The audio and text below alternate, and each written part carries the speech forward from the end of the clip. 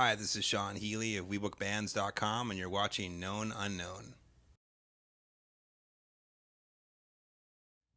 Can you tell us a little bit about yourself and how you got started in the music industry? Sure. I originally moved to Los Angeles in the early 1990s to be an actor, and I was a part of a theater company, and we would rent out a warehouse, and we'd all pay money each month to be a part of the theater company, and we'd put on plays and produce them and act in them.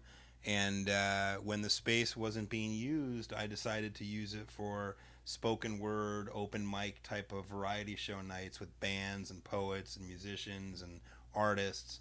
And so I started producing underground performance art shows. Through that, I met a lot of cool bands and a bunch of cool acts, and I started taking them to bars and nightclubs. And sooner or later, one of the bars hired me to be the daytime band booker, and the rest is history. I've been doing it almost for 20 years since. What was the hardest thing about establishing your business and just really getting it going? For me, it's hard because I'm a music fan, and I'm a former artist, so I understand how hard it is in Los Angeles to be a performer and to make money or to get a crowd to come see you. So the hardest part for me was transforming the art and the heart part of it into the business, which it's become. When I used to do it in the old days, it really was about throwing a party, and the bands would bring whoever they brought, and it was a big, it was fun. And if I made a little bit of money, I made a little bit of money. I didn't count on it as being my income. But now, all these years later, it's high risk, and we rent these places out, and we pay these bands, upwards of 10, 20, 30, $40,000. So there's a lot of money on the line. So that part of it, I switched from full on just art lover to business and art at the same time. Have any of your goals kind of changed from the beginning towards now, just from being in the business? I think so. When I first realized that this was something that I was good at and that it was going to become a business, I built it as a booking service back in the day. It was basically for local unsigned bands to send one demo tape. That in those days you mailed your CD. You sent one tape to one address, and that guy was able to find you gigs, and that was me. Sort of like the central casting for bands. That's what I built it on. Then it became a big concert promotions company. So now it's a little different. It's not really a booking service anymore. It's more about these big headlining shows that we do. At the same time, we still, as much as possible, try to give that opportunity to the local unsigned guy or girl to get on the show. So we're half opportunity company and we're half concert promotions company. Can you just kind of explain the importance of live shows, just in your eyes? Yeah, I mean, I've been real fortunate over the years to sort of see how this business has changed. Now more so than ever, it's so important for the bands and musicians to play live. It's an integral part of their revenue streams these days. And, it's just a big thing that should be taken really seriously. And a lot of revenue is generated from live shows and touring these days. What would you say is probably one of the craziest shows you've been a part of? We've been real fortunate over the years. We've done a lot of hip hop. And with that, we've had a lot of special guests come out to our shows and get on stage and surprise the audience. The first big one was Nelly. Nelly came out. This is 10 years ago, but Nelly came out at a show we were doing at the Key Club, and I remember I knew he was coming out, and I stood in front of the stage downstairs, and I looked up, and I remember when he walked out on stage, I saw all the girls' knees just kind of, buckle. Because no one was expecting it? No one was expecting it. But since then, we've been fortunate enough to have Puff Daddy a few times. We've had Dr. Dre. We've had 50 Cent. We've had Lupe Fiasco. We've had a variety of people. We had Common recently. So through these shows that we've been doing, we've been able to have these superstars come out, sometimes completely unannounced. Yeah, that would definitely, especially if you don't know and they just show up. Yeah, I mean, most of the time we know because a road manager will call us and say, hey, we need an extra mic or whatever. But there are times that we don't know, and it's the best when you see the crowd's reaction. It's awesome. How important would you say like your whole team is, and how important were they like when you first started out? That's a great question. The company started off with just me working out of my bedroom in my apartment. Then I met somebody who was coming to my shows anyway because he was a music fan, and he wanted to be my first employee. And he came over and started working out of my apartment, and we started building the system. And through the years, I've been fortunate to have really good people work for me. And we have a team in San Francisco, Chicago, Phoenix. We're all over the country.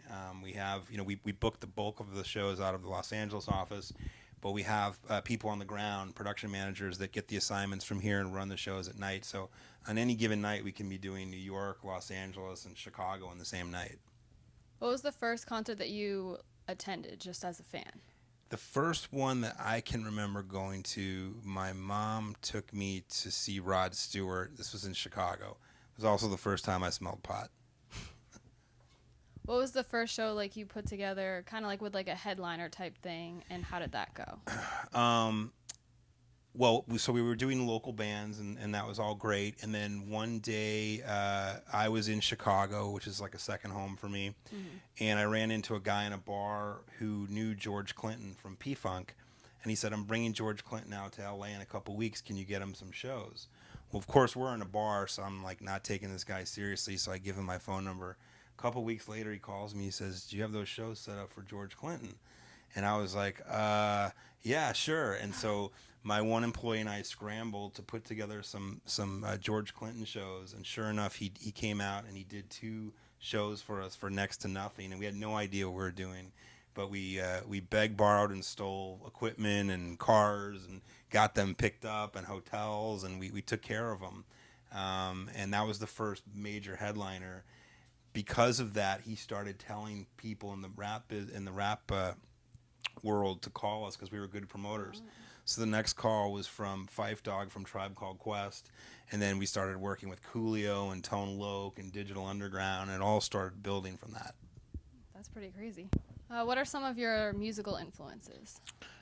Well, from a musical standpoint, I'm a big 80s guy. So Depeche Mode, Psychedelic Furs, The Cure, Simple Minds, those are the groups that I kind of grew up on. And, at the time I was living in Arizona, we would come out to LA for spring breaks and stuff like that. And I remember recording K-Rock on cassettes in my boombox and then bringing them back to ASU where I went to school. That's where I went. Yeah, so Sun Devil. So, really sort of like learning about new bands, and that was the only place where we could hear them. So that musically, those are the bands. Professionally would be Bill Graham, the famous rock promoter. I read a couple of his books, bios about him, and that kind of was my influence for the business. How do you think live shows have evolved just in general of the industry, and where do you think they're going? I think, what I'm starting to notice with live shows is the smart groups are really taking advantage of social media and merchandise. There are still, believe it or not, a ton of acts that do not have merch. We do these shows every night, and sure enough, you'd think like this one headliner would have merch, and they don't. So I think that's still an integral part of the business, and I'd like to see more headliners doing that. Because it's just leaving money on the table. We'll do shows where the openers all have merch booths, but the headliner doesn't have merch.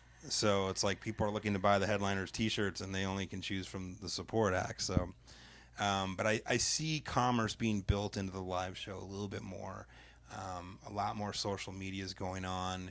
And I think, you can now get downloads of music at the shows. There's cards or there's keychains or whatever. So I see it being a little bit more monetized down the road. How would you say just like other markets compared to like the LA market? It's interesting because we do a lot of shows, like I said, in Northern California, Chicago, Phoenix, New York, Portland, Seattle. LA is a tough market. It's always been a tough market. Mostly because there's so many other things going on in LA, and there's so many celebrities walking around at different parties and different bars, and there's always screenings and actors, and so there's a lot of activity here. So LA, you know, it's got all the people you need to know. They're all here. The decision makers are here. But there's so much activity that it's really, really hard for bands to establish themselves here. And unfortunately, people tend to leave after the band's done playing, and they're like, okay, where do we go next? But you do a show like in San Francisco or Phoenix, and the band's done, and everyone just stays for the whole night. Mm-hmm. So I think that's a big part of it. Also, because the lack of, people not using public transportation here like they do in the Bay in New York. So people have to go move their car or whatever they do, and so I think that it's so spread out. I think that's a big part of it. Can you describe some of like the difficulties of expanding into different markets? Sure. One of the things that we do is we try not to get too ahead of ourselves. When we don't just pick a city on the map and say, okay, let's go here and do shows. I'm very cautious about who's already established in those markets. I try to reach out and have a conversation with them and say, hey, we might do some shows. We don't want to step on any toes. So that's sort of how we pick our markets to expand in.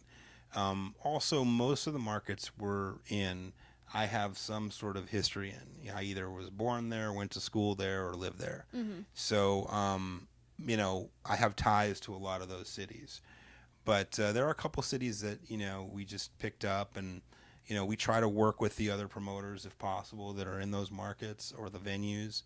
But we definitely, we try to understand the lay of the land, and definitely some shows are better in San Francisco than they are in Phoenix, and you really have to study those trends and know, like some cities, like radio acts that are on the radio will sell out.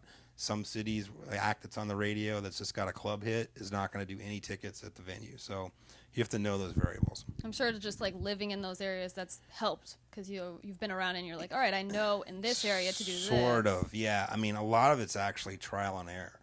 And unfortunately, the error part, it means you're losing money. Yeah. So that's the hard part. But you learn, after doing thousands of shows, we sort of know what works where. Can you give some tips for just artists trying to like book shows or even like just book a tour? Absolutely. It's not easy. I would say definitely pick the member of your group. If you don't have a manager, pick the member of your group that's the most personable and the most business savvy. Be respectful to the venue when you get there. Be respectful to the sound guy. I can't tell you how far that goes. The sound guy controls how you look and how you sound on stage. And if you come in a bad mood or rub him the wrong way, your show is not going to get the love that you're going to want it to. So first and foremost, make friends with the sound guy. Tip him $10 if you can, or $20. It'll be worth it in the long run. But always be respectful of the venues and the other bands and the sound guys. I know you probably get like a lot of probably different like green room writers. What's been one of like the craziest things you found on one? Well, since we do a lot of rap, we get a lot of blunt requests, rolling papers, tank top T-shirts, condoms, pot, weed, like a bunch of stuff. So, it varies. I mean, we tend to like cut things down, but yeah, you still see some crazy stuff. Because I know like there's the whole like, oh, only green M&Ms. Is there anything like that? I mean, nothing to that extreme. Champagne's a big one, especially in hip hop and R&B. You have to get the champagne that's on their rider. Sometimes they want flowers. Like we just did a show with Mos Def in Chicago, and he wanted like 6 dozen roses. So, and we had forgotten that. So we didn't think he really needed it. And then at sound check, they were like, where are the roses? And we had to send a guy to go get them. And, so nothing too extreme, but those are definitely some of the things that you really have to watch out for. And like I said, the champagne with hip hop and urban is like, yeah, don't forget their champagne. Yeah, it's like they'd rather forego their food and have the right champagne. And then what do you think it takes for like an artist to sell out a show? These days it's really, because of social media, some of these artists can sell out in minutes. We just had an artist named Kaylani who's going on a little tour. She sold the Roxy out in 20 minutes. It went on sale Friday at 10 a.m. and at 10:20 it was sold out. Great. No advertising. We didn't have to do anything. We didn't have to run ads, radio, Facebook ads, flyers, any of it. And you just love those types of shows because that means people are watching her on social media. Some of these other shows, it takes a while to get them to sell out. But one of the things that I've really noticed in the last few years is if an artist participates on the social media level, tweeting and Instagram, it goes so far. It's huge. And sometimes you have to beg these guys to do it because they just don't want to, or they have other things they're tweeting or Facebooking or Instagramming about. But when a big artist Instagrams and Twitter, you automatically see sales go up. And then just like a final question, do you like have any other advice you would want to give to either someone looking to get in like the concert promotion business or even just artists or really just anything in the music industry? Yeah, I mean, I would say, it's totally worth it if you put your heart into it. It's a lot of work. None of it's easy. That's coming from an artist standpoint and a business standpoint. I spent 10 years as an artist here. And after my 10 years was up, I was like, I don't really want to live like this anymore. And I want to get a little serious about the next chapter of my life. Luckily, that next chapter had already begun with the music and the promotion. So, I would, as an artist, I would stick it out as long as you possibly can. And then as a business person getting into it, especially concert promotions, it's not easy. It's not about being the man. It's not about impressing people. It's a real business. It's a gamble, and you have to be a people person. Okay. Well, thank you. That was great. Thank you.